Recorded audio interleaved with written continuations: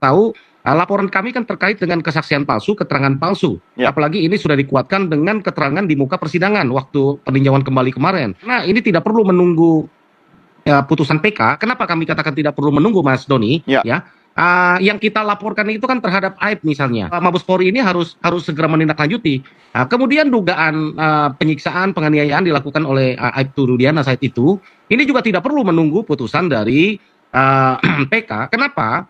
Karena Komnas HAM ya yang menyatakan bahwa ini benar terjadi gitu ya.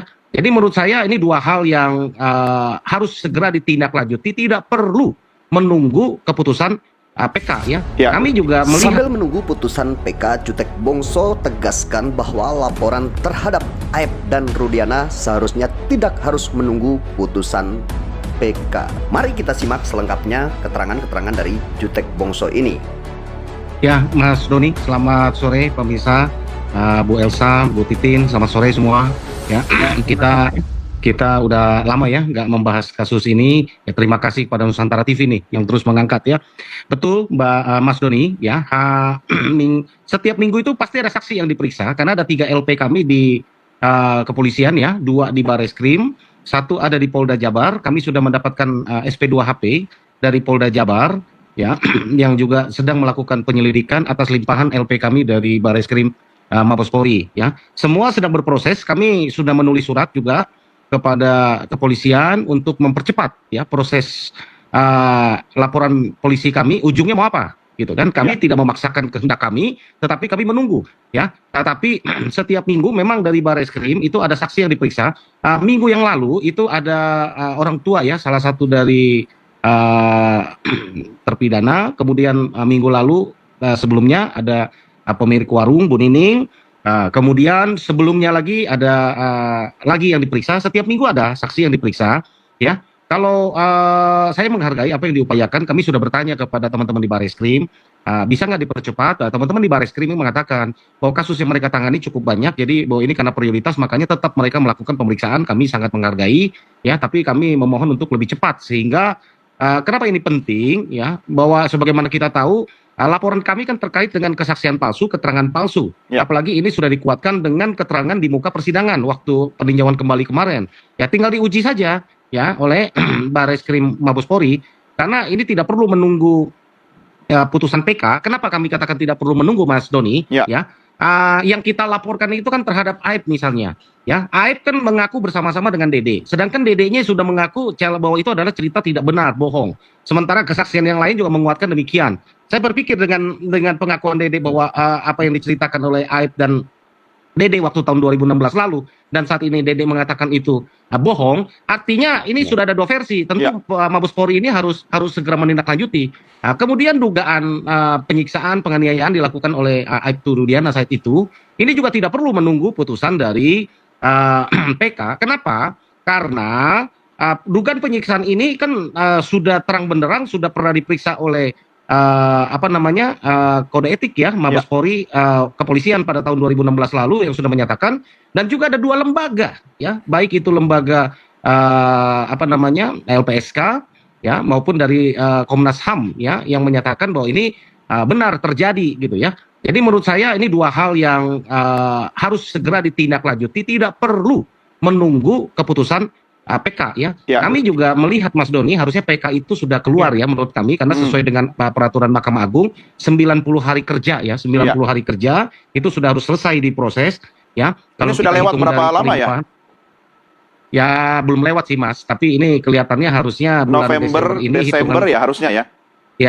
Ya Desember ya, paling lambat tuh harusnya Desember ini menurut kami ya. Oke, tapi kalau bicara prioritas Pak Jutek, sebenarnya yang lebih penting adalah menunggu hasil putusan PK ini, atau kalau kita paralel dengan laporan Anda soal itu Rudiana, itu mana urgensinya sebenarnya, karena saling terkait dan akan menentukan juga bagaimana kasus ini bisa terang benderang menurut versi Anda. Saya melihat ada kecenderungan demikian dari pihak kepolisian, menunggu keputusan PK untuk menaikkan status daripada laporan kami tersebut, LPK kami tersebut ya. Kami melihat ada kecenderungan demikian. Itu sebabnya kami selalu mendorong bahwa 2 yang LP yang kami sampaikan bahwa terkait dengan laporan dugaan penganiayaan dan dugaan memberikan keterangan palsu, ya pelakunya kan 2, Aib dan Dede. Kalau Dedenya mengatakan itu sudah palsu, bahwa itu bohong, kan artinya itu kan udah bisa diproses secara logikanya. Ya kan? tinggal keterangan Dede yang benar atau Aib yang benar, silakanlah Mabes Polri kan gitu loh. Ya, tentu kan artinya tidak perlu menunggu PK, ini kan pidana murni biasa. Mereka bisa menguji, bisa rekonstruksi, bisa melihat bahwa keterangan Dede yang benar atau keterangan Aib yang benar itu tidak perlu menunggu PK menurut saya dari versi kepolisian karena ini pidana. Gitu kan, memberikan keterangan palsu. Ya, bahwa saat itu malam itu Aib dengan siapa, Dede dengan siapa, rekonstruksi saja, gitu kan? Buktinya apa, handphonenya, percakapan mereka bagaimana, ya mereka bertemunya di mana? Menurut saya mudah sekali, gitu kan? Untuk ini dari kacamata kami dari penegak hukum sebagai pengacara ya. Ini menurut saya ini mudah sekali karena ini pidana umum. Artinya kalau bicara dari kacamata hukum cuma ada hitam atau putih begitu ya, nggak usah lihat yang lain-lain begitu. Betul. Jadi kalau mau nunggu putusan PK pun belum tentu akan sampai. Ini masalahnya kan mereka mengaku bersama-sama Aib dengan Dede. Kalau satu mengatakan Dede ini sekarang mengatakan itu bohong, kan tinggal diuji. Keterangan Dede yang benar atau keterangan Aib yang benar. Ya kan? Keterangan Dede yang salah atau keterangan Aib yang salah. Kan hanya itu kemungkinannya, Mas Doni. Ya, baik. Ya kan? Tahan sekilas saja sebelum dilanjutkan. Pak Jutek, Anda melihatnya seperti apa soal ini? Ini Mas Doni. Ya, seharusnya ya saya sampaikan ya nggak etis ya kita menyampaikan perbincangan tim senyap di media seperti ini. Jadi nggak senyap ya? Jadi nggak senyap lagi. Apapun lah hasilnya, walaupun secara senyap-senyap kami pun mendengar hal yang sama, tapi kan nggak elok kita sampaikan ya. Tetapi ya terus terang memang saya belum pernah didatangi oleh tim sus. Ya tim kami juga belum pernah didatangi secara secara formil maupun non formil ya belum pernah kami bertemu. Ya bentuknya gimana, apakah ada apa tidak tim sus, saya terus terang belum pernah bertemu. Ya tim kami juga belum pernah bertemu. Ya kecuali Bu Titin ya, karena dari Sakatatal. Kemudian yang ingin saya sampaikan apa yang disampaikan Bu Elsa, ya prosedur secara formil itu secara normal mungkin bisa diterima secara akal sehat tadi. Kalau kita menyatakan sesuatu itu salah kan tentu harus dibuktikan dulu yang benarnya yang mana dan itu harus ada putusan pengadilan, itu betul. Saya tidak membantah itu ya bahwa itu harus diproses. Tapi berangkat dari pengalaman Sengkon dan Karta tahun 1974 ya. Ketika Sengkon dan Karta itu dituduh membunuh keluarga Haji Sulaiman pada tahun 1974. Lalu Sengkon hukum antara 12 tahun dan 7 tahun dengan Karta. Ya ketika mereka menjalani di lapas datang masuk Gunel. Ya Gunel ini ya yang mengaku membunuh Haji Sulaiman dan keluarganya. Ya berdasarkan informasi itu ya sejarah ini mencatatkan nyampailah kepada Ketua Mahkamah Agung. Ketua Mahkamah Agung mengambil sikap mengeluarkan ya setelah mereka meyakini itu betul ya melepaskan Sengkon dan Karta dari hukumannya. Ya, maka tahun 1981 lahirlah lembaga PK. Ya, saya berpikir hal yang sama ini terjadi. Memang ini ada hal hukum yang luar biasa. Baik. Kalau itu kita tempuh dulu, Mas Doni. Itu saya rasa sampai nanti beranak cucu kita, ya nanti ya cucu kita menikah dan punya anak lagi cicit itu kelihatannya nggak akan selesai kasus ini dan mereka kesian sekali ada di dalam. Baik Pak Jutek.